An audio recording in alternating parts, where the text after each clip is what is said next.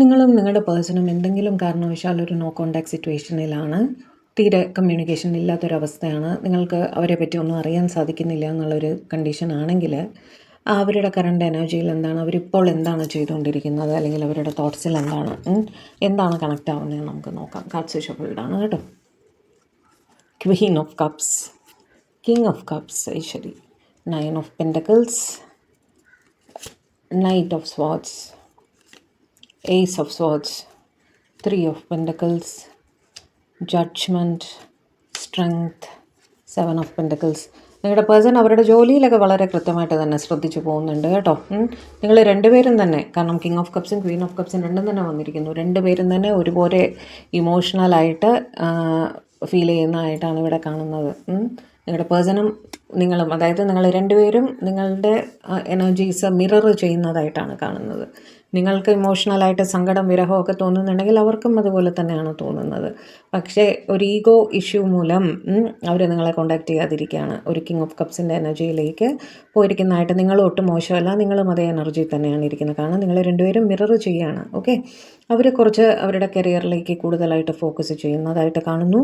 അവർക്ക് അവരുടെ കരിയറിൽ എന്തോ അച്ചീവ്മെൻറ്റ് ലഭിച്ചിട്ടുള്ളതായിട്ടും കാണുന്നു കേട്ടോ. അവരതിനെപ്പറ്റി നിങ്ങളോട് പറയണം, നിങ്ങളുടെ അടുത്തേക്ക് ഓടി എത്തണമെന്ന് അവർ ആഗ്രഹിക്കുന്നുണ്ട്. ഓക്കെ, ചിലർക്കെങ്കിലും ഒരു തേർഡ് പാർട്ടി സിറ്റുവേഷൻ അവിടെ ഉള്ളതായിട്ട് കാണുന്നു.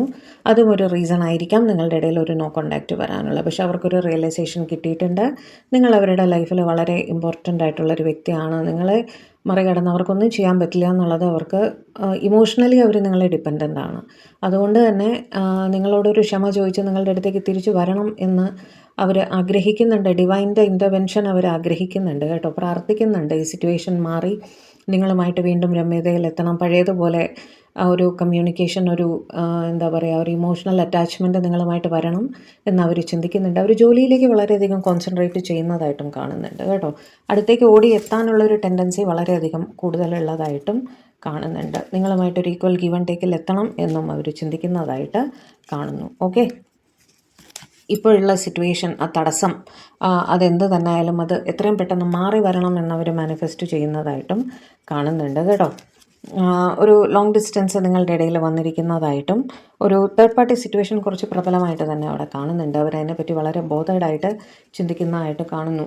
നിങ്ങളെ നോ കോൺടാക്ട് സിറ്റുവേഷനിലാണല്ലോ നിങ്ങളിപ്പോൾ, അവിടെ അത് മാറി നിങ്ങളുമായിട്ടൊരു കോൺടാക്റ്റിൽ എത്തണം എന്നും അവർ ചിന്തിക്കുന്നതായിട്ട് കാണുന്നുണ്ട്. രണ്ട് കാർഡ്സും തന്നെ നമുക്ക് കോൺടാക്റ്റ് വരുന്നതിനെ പറ്റി അവർ ചിന്തിക്കുന്നു എന്നാണ് നമുക്ക് കാണുന്നത് കേട്ടോ.